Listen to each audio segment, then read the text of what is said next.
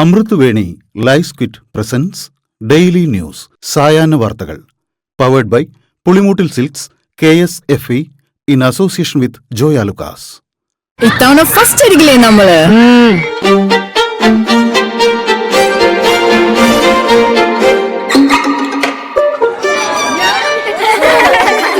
കുട്ടികൾക്കൊക്കെ പെയിൻ ശല്യം ഉണ്ടാകും. അതുകൊണ്ട് ലൈസ് കിറ്റ് ഉപയോഗിച്ച് ക്ലാസ്സിൽ വരാൻ പ്രത്യേകം ശ്രദ്ധിക്കണം. ലൈസ് കിറ്റ് ലൈസ് റിമൂവർ പെയിൻ ശല്യത്തിൽ നിന്നും ഉടനടി ആശ്വാസം. നമസ്കാരം, ഞാൻ നീതു കൃഷ്ണ. ഡെയിലി ന്യൂസിന്റെ സായാഹ്ന വാർത്തകളിലേക്ക് സ്വാഗതം. ഇന്ന് ഏപ്രിൽ 29 ബുധനാഴ്ച.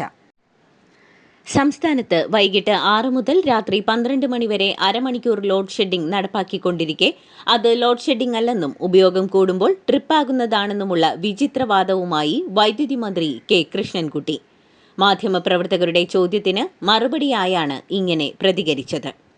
ഇതേസമയം പുറത്തുനിന്ന് വൈദ്യുതി ലഭിച്ചതോടെ ലോഡ് ഷെഡിംഗ് അധികനാൾ തുടരില്ലെന്നും KEB അറിയിച്ചു. മിൽമ പാലിന് ലിറ്ററിന് 4 രൂപ കൂട്ടാൻ തീരുമാനിച്ചു. തെരഞ്ഞെടുപ്പ് കമ്മീഷന്റെ അനുമതി കിട്ടിയാൽ മെയ് 1 വില വർധന പ്രാബല്യത്തിലാകും. മിൽമ ഡയറക്ടർ ബോർഡ് യോഗത്തിലാണ് വില വർദ്ധിപ്പിക്കാൻ തീരുമാനിച്ചത്. KEBയും റെഗുലേറ്ററി കമ്മീഷനും തമ്മിലുള്ള തർക്കത്തിനിടെ കമ്മീഷൻ അംഗങ്ങളുമായി വൈദ്യുതി മന്ത്രി കെ കൃഷ്ണൻകുട്ടി കൂടിക്കാഴ്ച നടത്തി.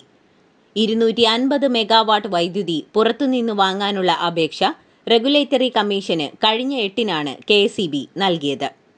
24-ന് ഹിയറിംഗ് നടത്തിയെങ്കിലും അനുമതി നൽകിയില്ല. പിറ്റേന്ന് മന്ത്രിയുടെ ഓഫീസ് ആവശ്യപ്പെട്ടപ്പോഴാണ് 26-ന് അനുമതി നൽകിയത്.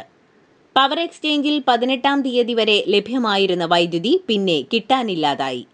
യഥാസമയം തീരുമാനിച്ചിരുന്നെങ്കിൽ പ്രതിസന്ധി ഒഴിവാക്കാമായിരുന്നുവെന്നാണ് KEBയുടെ നിലപാട്. വൈദ്യുതി മുടങ്ങുന്നതിൽ പ്രതിഷേധിച്ച് സംസ്ഥാനത്തിന്റെ വിവിധ ഭാഗങ്ങളിലെ KEB ഓഫീസുകളിലേക്ക് നാട്ടുകാർ മാർച്ചുമായി എത്തി. രാത്രി മണിക്കൂറുകളോളം വൈദ്യുതി ഇല്ലാത്തതിൽ പ്രതിഷേധിച്ച് 100-ലേറെ പേർ തൃശൂർ ജില്ലയിലെ എരുമപ്പെട്ടി KEB ഓഫീസിലെത്തി പ്രതിഷേധ മുദ്രാവാക്യങ്ങൾ മുഴക്കി പായ വിരിച്ചു കിടന്നു. കോഴിക്കോട്, പന്നിയങ്കര, നാദാപുരം തുടങ്ങിയ സ്ഥലങ്ങളിലും പ്രതിഷേധം ഉണ്ടായി. ലോഡ് ഷെഡിംഗിനെതിരായ പ്രതിഷേധ സമരങ്ങൾ വർദ്ധിച്ചിരിക്കെ സംരക്ഷണം ആവശ്യപ്പെട്ട് KEB ഉദ്യോഗസ്ഥർ പോലീസിൽ പരാതി നൽകി.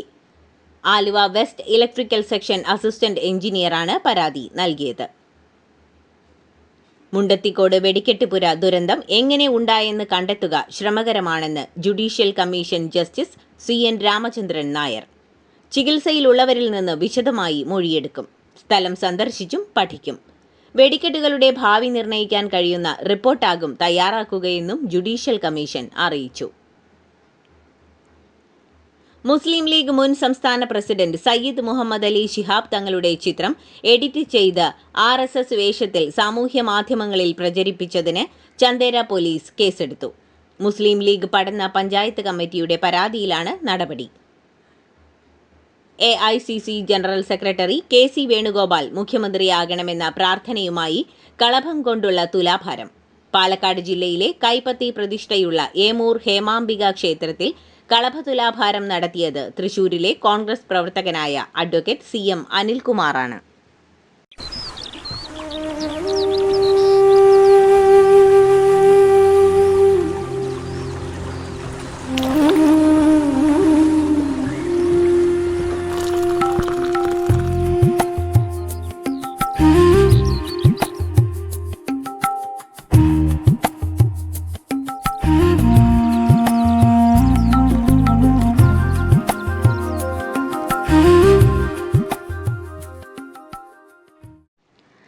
നെട്ടയം സംഘർഷവുമായി ബന്ധപ്പെട്ട് BJP നടത്തിയ വട്ടിയൂർക്കാവ് സ്റ്റേഷൻ മാർച്ചിൽ പങ്കെടുത്ത തിരുവനന്തപുരം ഡെപ്യൂട്ടി മേയർക്കും കൌൺസിലർമാർക്കും മൊഴി നൽകാൻ നാളെ പോലീസ് സ്റ്റേഷനിൽ ഹാജരാവണമെന്ന് നോട്ടീസ്.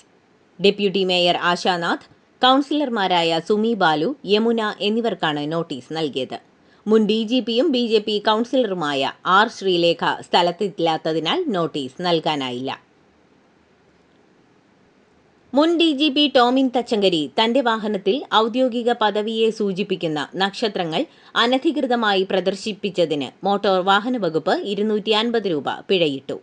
കേസെടുത്ത് അന്വേഷിക്കണമെന്ന് പോലീസ് മേധാവി ആവശ്യപ്പെട്ടെങ്കിലും കേസെടുക്കാൻ മടിച്ച് പോലീസ്.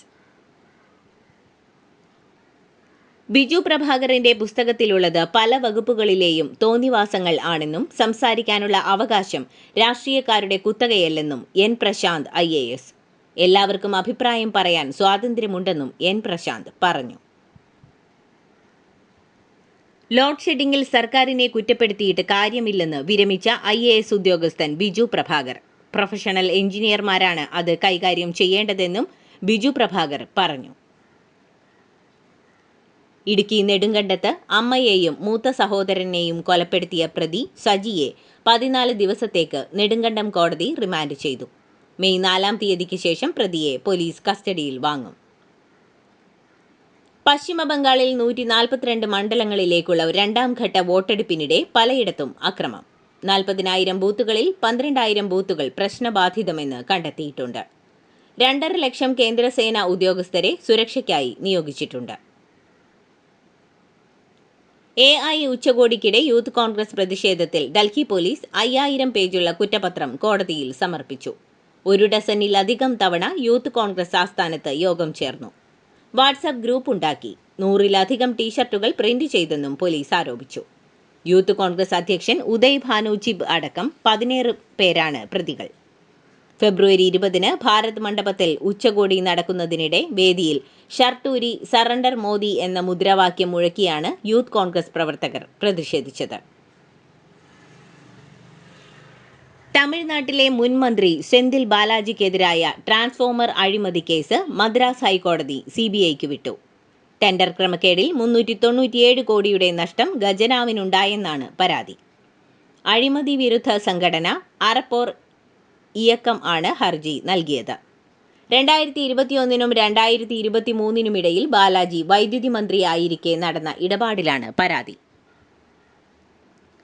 സമാജ്വാദി പാർട്ടി അധ്യക്ഷൻ അഖിലേഷ് യാദവിന്റെ കോലം കത്തിക്കുന്നതിനിടെ ഗുരുതരമായി പൊള്ളലേറ്റ BJP MLA അനുപമ ജയ്സ്വാളിനെ അഖിലേഷ് യാദവ് ആശുപത്രിയിലെത്തി സന്ദർശിച്ചു.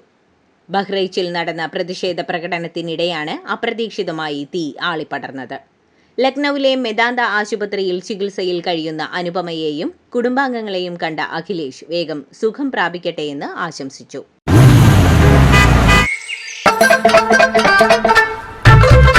എല്ലാവർക്കും വന്നു ഡാൻഡ്രഫ്, എന്തു ചെയ്യും ചേട്ടാ? പേടിക്കണ്ട, ഇവിടുണ്ടല്ലോ ഡാൻഡ്രോക്കിറ്റിൻ ഓയിൽ. ഉടനടി മാറും താരൻ, ഉപയോഗിക്കൂ വേഗം. അമൃത്വേനി ഡാൻഡ്രോക്വിറ്റ്, ദി അൾട്ടിമേറ്റ് ഡാൻഡ്രഫ് സൊല്യൂഷൻ. വടക്കുകിഴക്കൻ നൈജീരിയയിലെ ഗോംബി പ്രദേശത്തെ ഗയാകു ഗ്രാമത്തിൽ ഭീകരസംഘടനയായ ISന്റെ ആക്രമണത്തിൽ 29 പേർ കൊല്ലപ്പെട്ടു. ഫുട്ബോൾ മൈതാനത്ത് തീവ്രവാദികൾ അതിക്രമിച്ചു കയറി വെടിയുതിർക്കുകയായിരുന്നു. നിരവധി വീടുകൾക്ക് തീയിടുകയും ചെയ്തു. ഹോർമൂസ് കടലിടുക്കിൽ വാണിജ്യ കപ്പലുകൾക്ക് നേരെയുണ്ടായ ആക്രമണങ്ങളെ ഐക്യരാഷ്ട്രസഭയിൽ ഇന്ത്യ ശക്തമായി അപലപിച്ചു. മേഖലയിൽ സ്വതന്ത്ര നാവിക ഗതാഗതം പുനഃസ്ഥാപിക്കണമെന്നും ഇന്ത്യ ആവശ്യപ്പെട്ടു. ബ്രിട്ടനിലെ ചാൾസ് രാജാവും കമില രാജ്ഞിയും അമേരിക്കയിൽ സന്ദർശനവുമായി എത്തി. US കോൺഗ്രസിനെ ചാൾസ് അഭിസംബോധന ചെയ്തു. ബ്രിട്ടനും അമേരിക്കയും തമ്മിലുള്ള നയതന്ത്ര സഹകരണം ഏത് പ്രതിസന്ധികൾക്കിടയിലും തുടരണമെന്ന് ചാൾസ് പറഞ്ഞു. യുക്രൈൻ സൈന്യത്തിന്റെ പിടിയിലാകാതിരിക്കാൻ സ്വയം പൊട്ടിത്തെറിച്ച ഉത്തര കൊറിയൻ സൈനികരെ പ്രകീർത്തിച്ച് പരമോന്നത നേതാവ് കിം ജോങ് ഉൻ. സൈനികരെ വീരന്മാർ എന്ന് വിശേഷിപ്പിച്ച കിം ജോങ് ഉൻ അവരുടെ ത്യാഗത്തിന് നഷ്ടപരിഹാരമോ പാരിതോഷികമോ നൽകി വിലയിടാനാവില്ലെന്നും പറഞ്ഞു. ഇറാൻ യുദ്ധത്തെക്കുറിച്ച് പ്രതിരോധ മന്ത്രാലയം നൽകുന്ന കണക്കുകൾ എത്രത്തോളം കൃത്യമാണെന്ന കാര്യത്തിൽ American vice president JD Vance കടുത്ത സംശയം പ്രകടിപ്പിച്ചതായി പുതിയ റിപ്പോർട്ടുകൾ.